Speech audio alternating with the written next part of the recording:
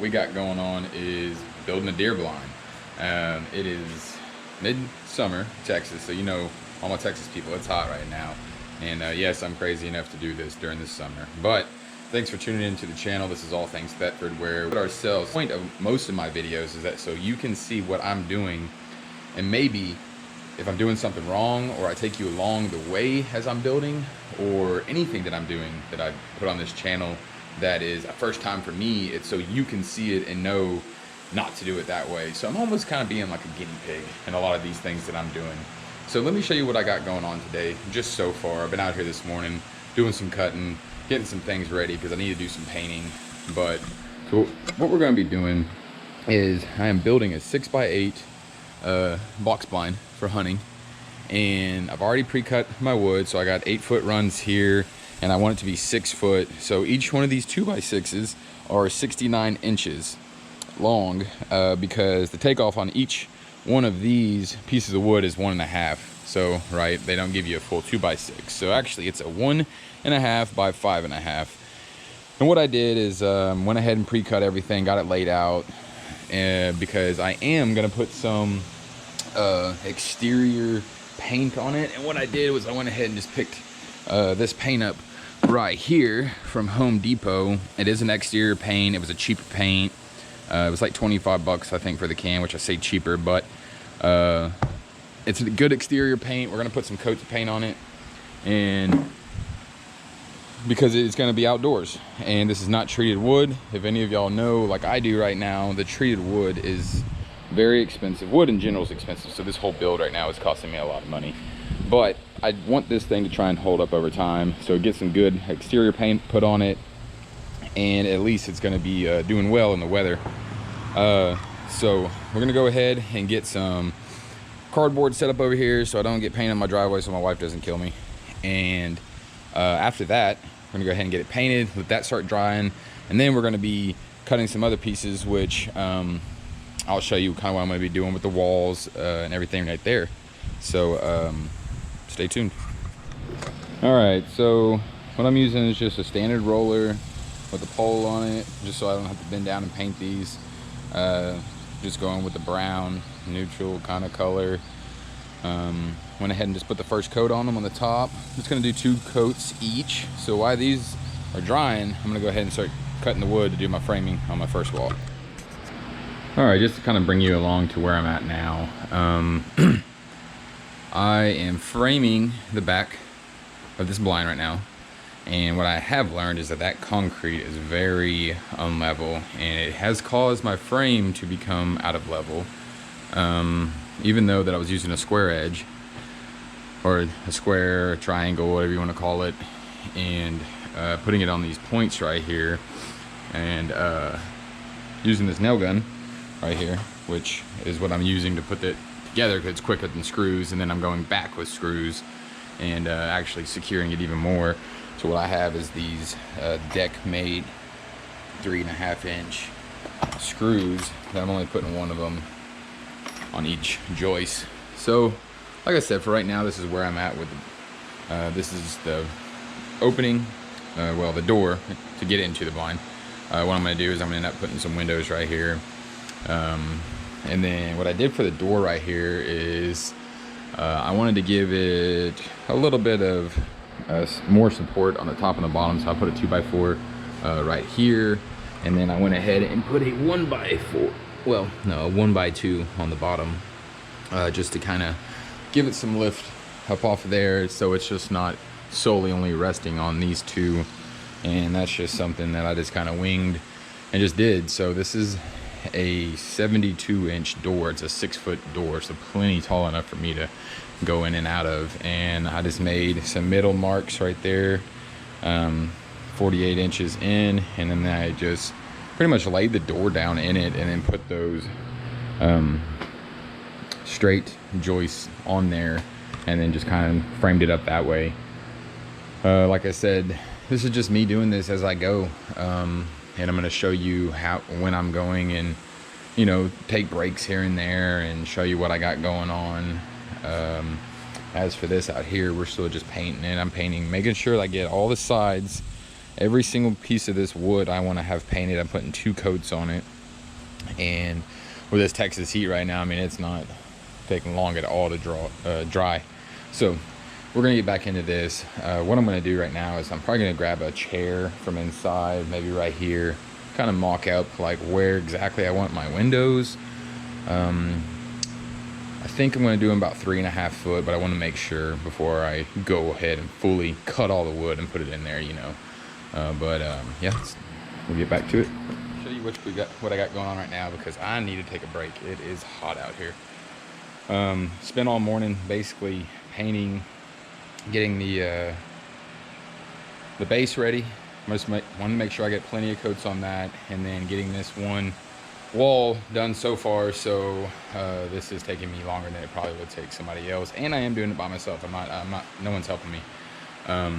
So I'm gonna show you what we got over here, because I am about to start painting this, but I'm gonna show you what it looks like with the window in it, and obviously you're gonna be able to see where the door goes.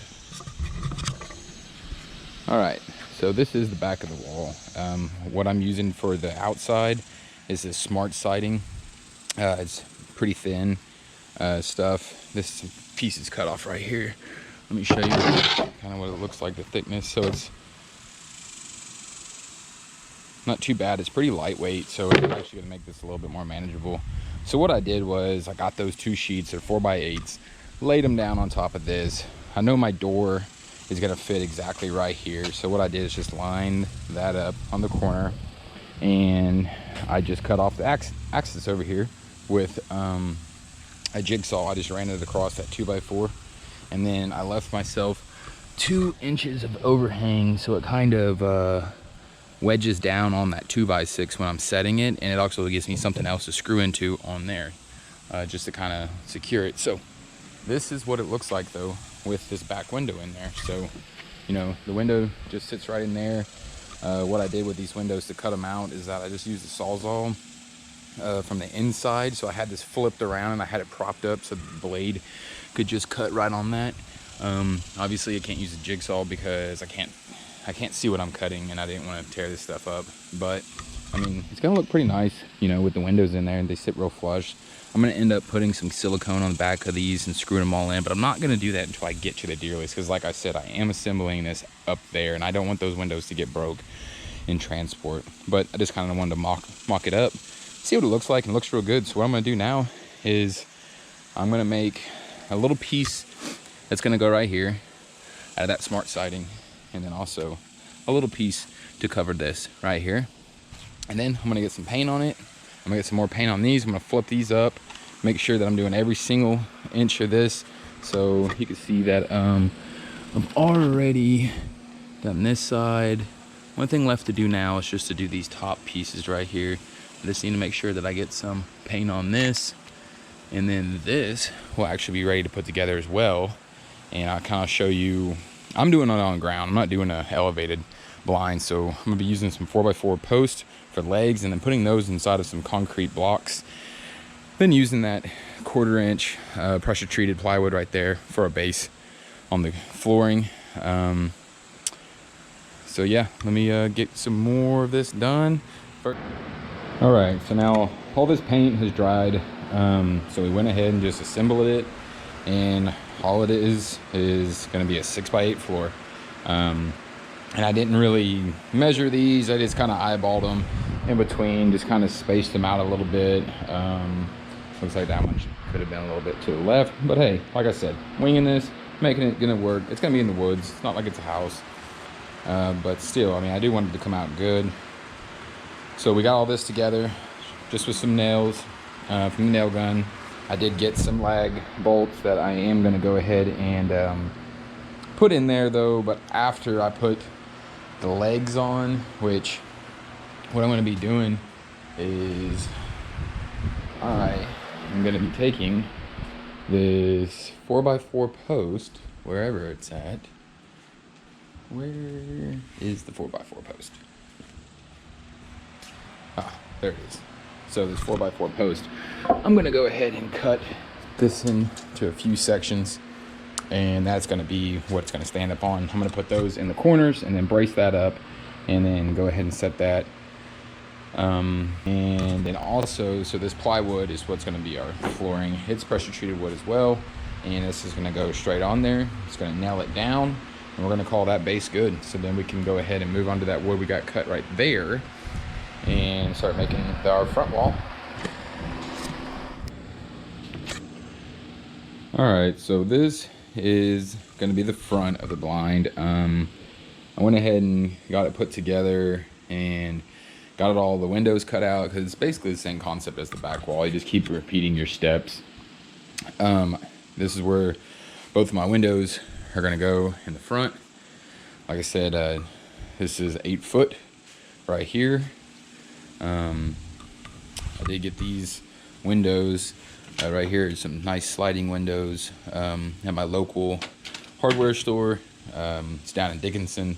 Actually, if you're in the area, check them out. It's locally owned, and it's a family-owned business, and they own 2 of them, and they do sell all your hunting needs and feed, everything like that. So go ahead and give those guys a shout if you're looking to do a deer blind build and need some good quality windows built in Texas. So I also went ahead and framed out both of the side walls, so pretty basic. Just put a little 2-inch slant on them, so you know it's 65 inches in the front, 63 in the back. Got my 2 windows. They're going to be going on each side. So I'm gonna go ahead and get the siding put on these, cut them out, and I'll start on the roof, and we're getting closer to being done.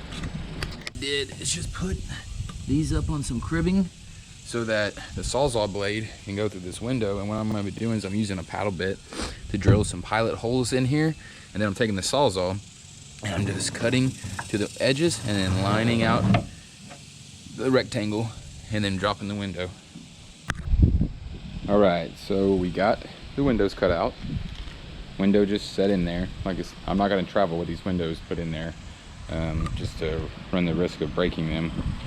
So we did a 2-inch lip to help set it, and then I got a 3 3/4 inch lip on both sides. So when I put the walls together, they'll overlap, so you won't see 2x4. This one, got the window cut out of this one. And now we're about to make the roof. All right, so this is how I'm framing up the roof of it.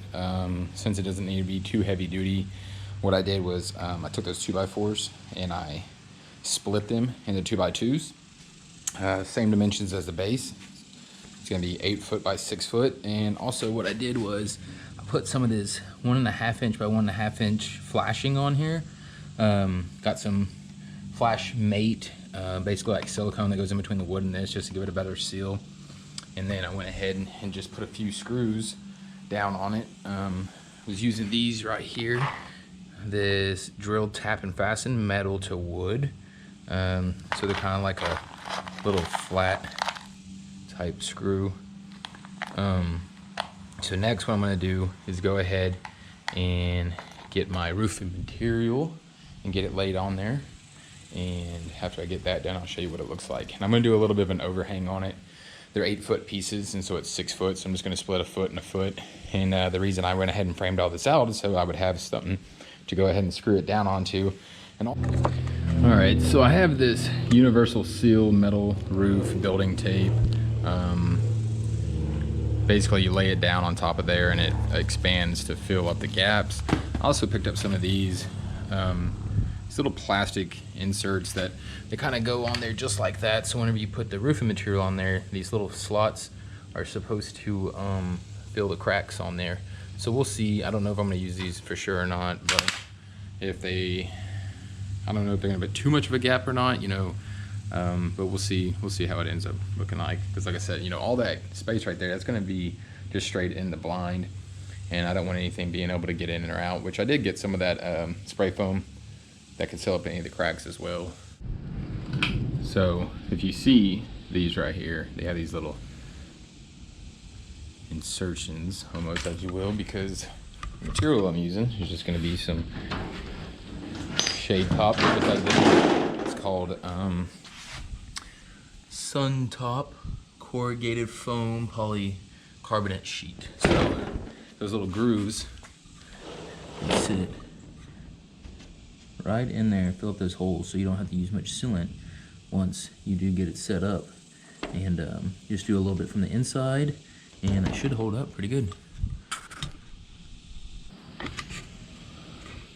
So I ran that foam along this side right here so that whenever I do put that roofing material down, also it'll seal on this. And see, it pushes down pretty good, so it'll just fill in whatever cracks are right there.